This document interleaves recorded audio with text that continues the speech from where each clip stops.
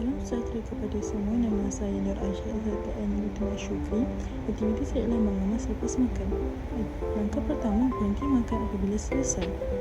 Langkah kedua, bangun dari tempat duduk. Langkah ketiga, kumpulkan pinggan dan cawan. Langkah keempat, pegang pinggan dan cawan dengan betul. Langkah kelima, letakkan pinggan dan cawan dengan elok.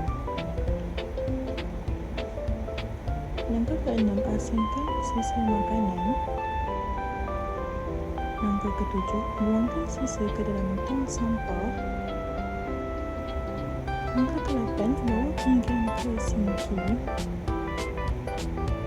Langkah ke-9, ambil tisu. Langkah ke-10, lap meja. Langkah ke-11, buang tisu ke dalam tong sampah. Langkah ke-12, susun semula kerusi di tempat asal. Langkah ke-13, pastikan kawasan damai dan bersih. Sekian, terima kasih.